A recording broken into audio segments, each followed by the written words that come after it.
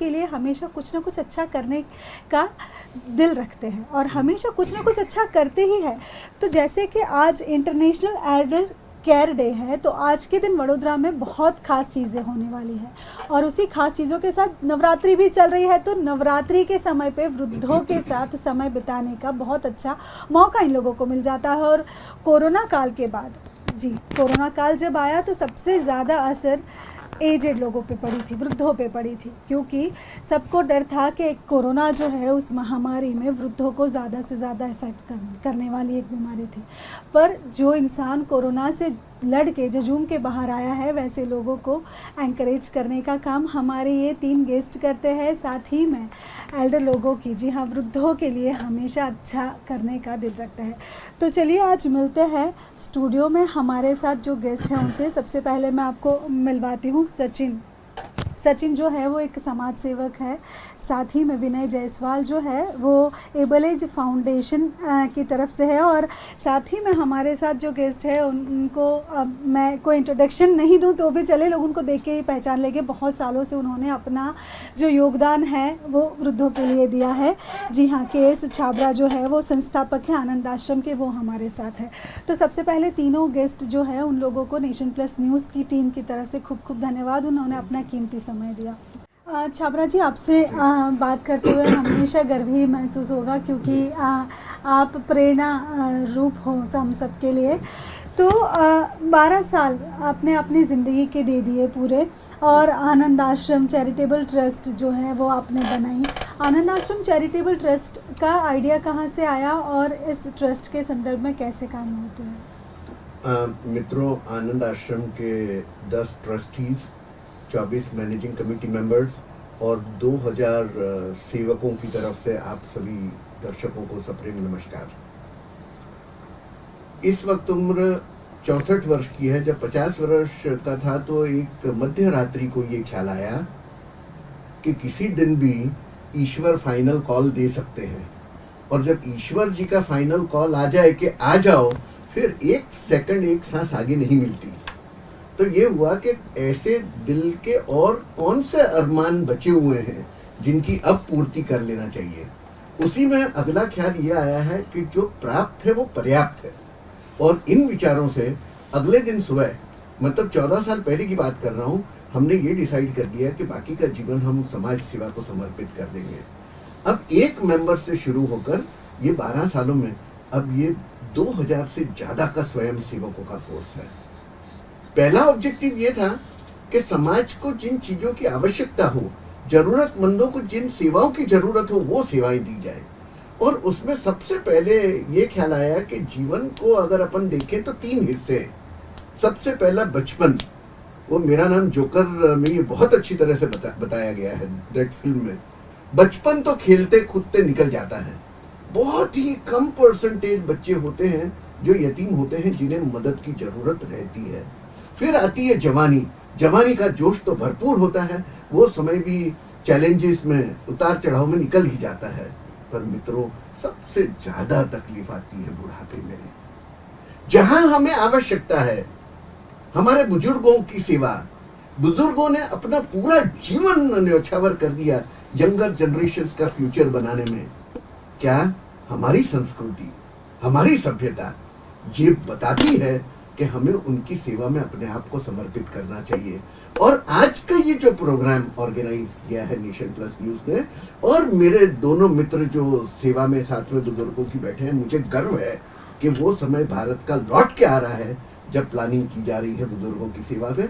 अब आनंद आश्रम विशेष 12 सालों से आनंद आश्रम सीनियर सिटीजन्स होम जो बाहर ऑर्गेनाइज्ड है, commercial organized and non commercial, उनमें जाकर आनंद आश्रम के सेवक हर शनिवार को शाम को 4 बजे से लेकर 5:30 बजे तक एसेंशियली अपना समय बिताते हैं। स्टोरी टेलिंग, उनके साथ सोशल एक्टिविटीज, त्योहार मनाना, भक्ति संगीत, भक्ति इटसेल्फ के प्रोग्राम होते हैं। और अब फाइनल मिशन आनंद आश्रम का, तो जिस मिशन को लेकर हम आगे बढ़े थे, एक सीनियर सिटीजन हैप्पीनेस होम, हम उसको वृद्धाश्रम नहीं कहना चाहते, वो एस्टेब्लिश करने जा रहा है आनंद आश्रम। और यदि ईश्वर ने चाहा तो अगले कुछ महीनों में ये डिक्लेरेशन लेकर आएंगे कि उसका काम शुरू हो गया है। बड़ौदा वासियों, मेरे देशवासियों, आइए हम सब जिम्मेदार सिटीजन्स बन के हमारे सीनियर सिटीजन्स की सेवा करें और उनके लिए जो फाइनल इनिंग्स का जो समय बचा है उसमें सुख, शांति, प्रेम से उस समय को भरपूर कर दें। धन्यवाद जी। जैसे कि आपने कहा कि हैप्पीनेस होम नाम की एक आप आश्रम लेकर आएंगे, जिसको आप आश्रम का नाम नहीं देंगे, हैप्पीनेस होम का नाम देंगे। जी। तो उसमें क्या क्या सुविधाएं हो सकती है और वहाँ पे एनरोल करने के लिए वृद्धों को क्या करना पड़ेगा? देखिए, जो इस वक्त की प्लानिंग चल रही है वो इनिशियल कैपेसिटी 125 से 150 सीनियर सिटीजन्स, ये एनजीओ है, नॉन कमर्शियल ऑब्जेक्टिव्स है, ओके। 100 से 125 सीनियर सिटीजन्स की शुरू में वहां रहने की व्यवस्था। फिर क्योंकि वो एक बार वहां रह रहे हैं तो उनकी मॉर्निंग योग, प्रार्थना, morning activities, exercising, walking tracks, entertainment facilities और साथ साथ में उन्हें एंगेज करने के लिए सेवा की एक्टिविटीज, उस ओल्ड एज होम जिसको हम स्वर्ग कह रहे हैं, स्वर्ग the happiness home for the senior citizens, वो उसके अंदर कुछ बच्चों के रहने की भी व्यवस्था होगी जो ऑर्फन्स हैं। ऑर्फन्स कहने में मुझे तकलीफ हो रही है, पर मुझे कहना पड़ेगा क्योंकि मैं वो सिचुएशन डिफाइन करने जा रहा हूँ। एक तरफ है हमारे बुजुर्ग दादा दादी, उनके पास बच्चों के प्रेम की कमी है, और दूसरी तरफ हमारे पास 50 जितने वो बच्चे होंगे जिन्हें उस प्रेम की आवश्यकता है। मित्रों, आप इमेजिन करें दादा दादी और ग्रैंड चिल्ड्रन का वो समन्वय और वो वैल्यू बेस्ड रिलेशनशिप, ये आनंद आश्रम के स्वर्ग कैंपस में ऑर्गेनाइज किया जा रहा है। इसके अलावा उस स्वर्ग कैंपस में वो हैप्पीनेस होम भी होना है, वो एक्टिविटीज भी होनी है जो समाज के टेंशन, डिप्रेशन, सुसाइडल टेंडेंसीज लेकर लोग चलते हैं। हम उन्हें वेलकम करेंगे, आए, अपना माइंड सेट जो विचारों में अंधेरा छा जाता है, तभी तो सुसाइडल टेंडेंसी आती है। तो उस अंधेरे में उच्च विचारों से, सात्विक विचारों से उन्हें दिमाग की बत्ती जलाना और उन्हें वापस समाज में हंसते खेलते लाना, ये हमारे मेन ऑब्जेक्टिव होंगे हमारे हैप्पीनेस होम के। जी, बहुत ही अच्छा प्लानिंग है। और जब ये हैप्पीनेस होम वडोदरा में आ जाएगा तो जितने भी वृद्ध अभी अकेला महसूस करते हैं, शायद उनको प्यार की कमी नहीं होगी। सर्टनली, निश्चित रूप से। जी। अच्छा छाबड़ा जी, आपसे बात करते हैं। जैसे आपने शुरुआत में ही कहा कि अभी आपकी एज 64 हो चुकी है और आप पिछले 12 सालों से, जब आप 50 के थे उस टाइम से आपने ये जो है आनंद आश्रम शुरू किया और उसमें आप जो है बुज़ुर्गों के लिए ट्रस्ट के अंडर में काम करते हैं। आप खुद एक उस एज में हो, उस एक दौरे में हो, तो क्या मनोस्थिति होती है जब इंसान एक वृद्धावस्था में चला जाता है और जब वहाँ पे उस इंसान को जो प्यार वो चाहिए वो प्यार नहीं मिलता है? तब देखिए, इन विचारों के जब बीज ईश्वर जी ने मस्तिष्क में डाले तब हमारी उम्र 50 के आसपास की थी, अभी प्रेजेंट सिचुएशन में पहुंचे नहीं थे। हमें एडवांटेज है कि इन विचारों के साथ हमारा समय बदलता गया 50 ऑनवर्ड्स।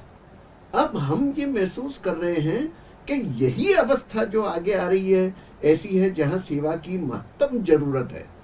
और मुझे गर्व है कि हमारे युवान, समाज के युवान विनय जी, सचिन जी उस मैटर को समर्पित कर रहे हैं, उस सेवा को आगे बढ़ा रहे हैं।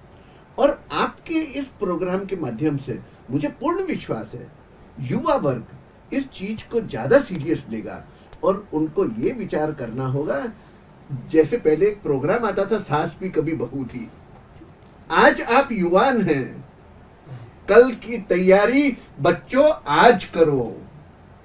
आज तैयारी करोगे, आज सेवा करोगे तो present generation of senior citizens को तो बेनिफिट मिलेगा। आपको पुण्य की प्राप्ति सीनियर सिटीजन्स के आशीर्वादों से होगी, आपको पुण्य की प्राप्ति ईश्वर देंगे। और मत भूलो, जो व्यवस्थाएं आज आप उनके लिए बना रहे हो, कल बच्चों हमने, आपने, हम सब ने वहां रहना है। तो अगर आप सेल्फिश हो तो अभी के आशीर्वादों के लिए बुजुर्गों की सेवा करो।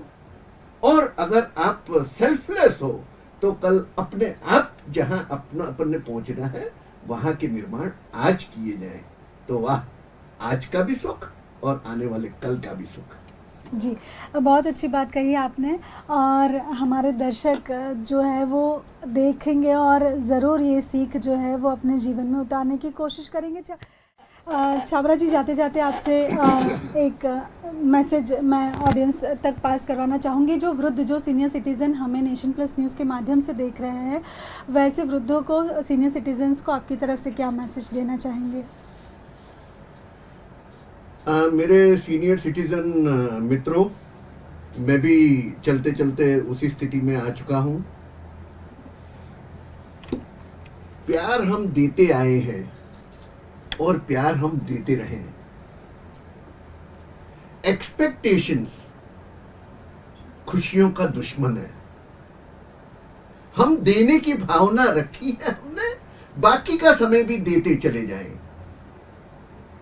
और अगर जो हमारी केयर ले रहे हैं उनको भी प्यार मान सत्कार दिया जाए, जो हमारी केयर नहीं ले रहे उन्हें भी आशीर्वाद दिए जाए, उन्हें भी प्यार दिया जाए, उनका भी दिल जीता जाए।